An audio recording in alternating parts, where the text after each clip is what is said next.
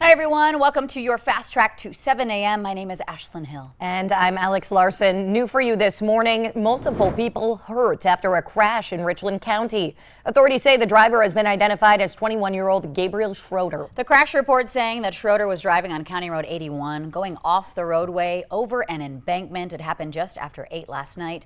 Two passengers, a 21-year-old and a 14-year-old, were taken to Sanford Hospital in Fargo with non-life-threatening injuries. Alcohol is not believed to be a factor in this crash, but it is under investigation. Two people have been arrested on stolen property, drug, and other charges after they fled from police in Fargo. Police originally responding, they say, to a domestic dispute call happening in the 4500 block of 16th Avenue. Police say the parties became defensive at the time. The man drove away in a truck that police say had stolen license plates, eventually getting out and running. 30-year-old Steve Langston was arrested for refusing to halt, stolen property, and drug charges. 33-year-old Linda Poitra was found a block away and was also arrested on drug paraphernalia charges. Fargo police identifying two more suspects in a brutal beating in downtown Fargo on April 6th. They're asking for your help in finding 26-year-old Esquiel Hernandez on the left, and then that's 48-year-old John Hernandez up on your right. 4 others have already been arrested in the assault case, which left 2 people with severe injuries. The whole of the Red River Valley came together last summer to honor law enforcement after the deadly ambush that injured 3 people and killed Fargo police officer Jake Wallin. Last night, a parade and blue mass was held in Bismarck. The event including speeches from Governor Doug Burgum and Fargo Police Chief Dave Zabolski. Officials there saying when law enforcement officers die in the line of duty, it hurts the entire community. It's not only a loss to the law enforcement family, it's a loss to an entire community. And we need to keep their memory alive. Yesterday's parade to the memorial began at a Bismarck area veterans cemetery because 2 of the officers who died were also veterans. So this is all happening ahead of National Police Week. Valley News Live is sending a team to Washington, D.C., where Officer Wallin's name will be among those added to the National Memorial. You can watch for coverage from us from D.C. all next week, including a special candlelight vigil, ceremonies, and memorial services honoring officers nationwide.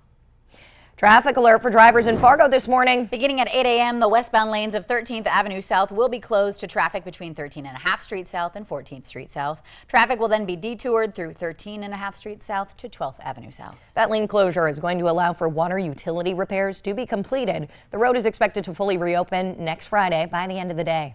And a big heads up to drivers in South Fargo this morning. This one's a fun one, though. Kennedy Elementary students all encouraged to trade in their spot on the school bus for a bicycle or a pair of sneakers because today is Walk, Bike, and Roll to School Day. Between 7:40 and 7:55 a.m. this morning, students are going to walk, bike, or use other active methods to get to school. So if you're driving in that area, be prepared to slow down and watch for children as they make their way to school.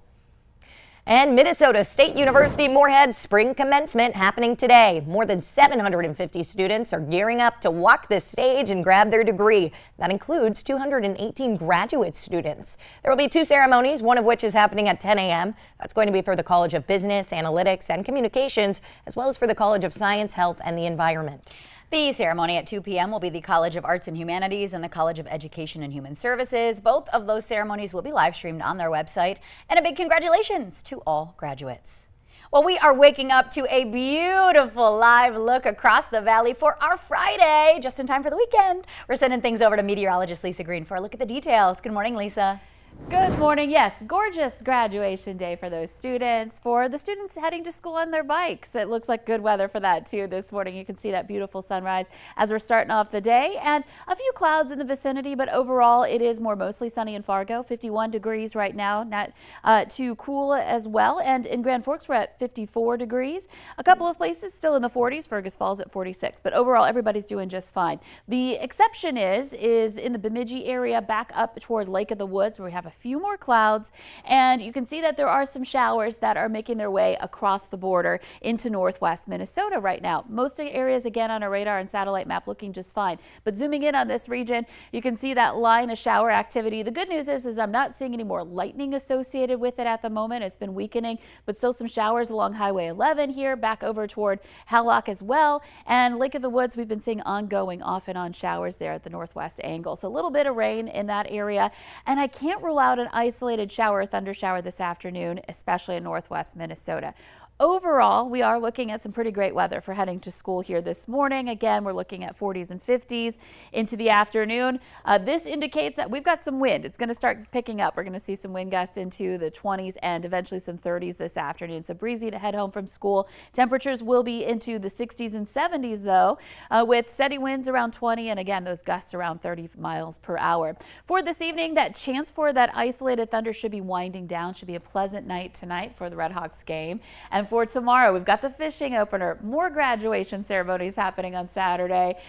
It looks great. We'll have temperatures in the 70s to low 80s. I do want to mention there is that chance again for an isolated shower or thunder shower, especially in the north and east. Be sure to check the VNL weather app for the latest radar and updates from us. Mother's Day right now looking fantastic. Temperatures will be into the 70s and we'll have more sunshine on Mother's Day. Just in time to honor our moms. I love it. Good timing for that. And, you know, it's just nice to see those temperatures staying warm, too. Oh, yeah. Yeah, nice to take her to a patio. There you go. Thank you, Lisa. Hey, batter, batter, batter. We're swinging right into baseball season with the Redhawks opener happening today. Oh, yeah, we're ready to play ball. The Redhawks playing tonight against the Lincoln Salt Dogs. First pitch slated for 7:02 p.m. Here in the meantime, though, we are checking in live with the Valley Today's Tatum Miller, who is out at the field with all the details. Good morning, Tatum. Good morning, guys. I'm actually on Newman Outdoor Field now. It is a bright and beautiful day. Tonight is going to be so much fun.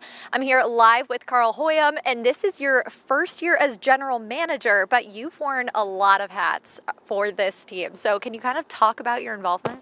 Yeah, sure. First season was back in 2008, and I started as the group sales director. And then over the years, just started wearing some different hats and moving up into doing some advertising, doing some team merchandise stuff, community relations.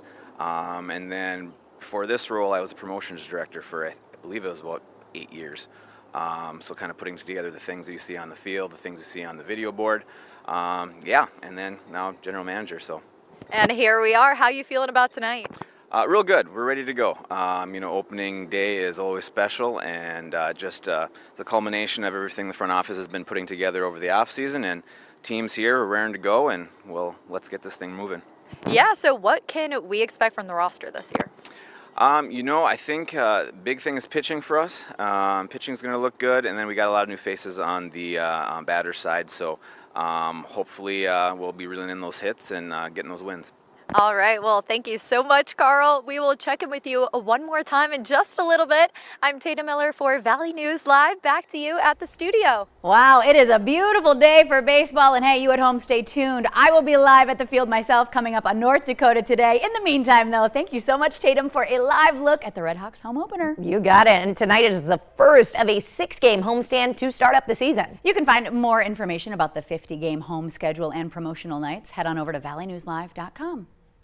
Well, Americans are expected to spend more than $33 billion to celebrate Mother's Day on Sunday. That's according to the National Retail Federation. The retail trade group says the top 3 gifts for mom are flowers, greeting cards, and special outings.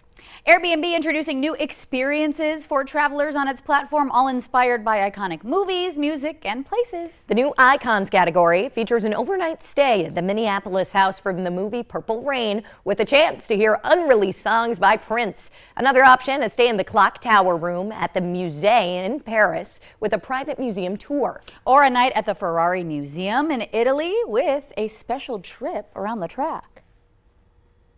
We're spending so much more time on our devices, and I wanted to create a product that created some magic in the real world. And, you know, we started thinking, what if these worlds that only exist in your imagination could suddenly become real? If you want to stay at an Icon location, you have to first answer questions about why you want to go. Airbnb then reviews those submissions. All are available for free or under $100. Wow.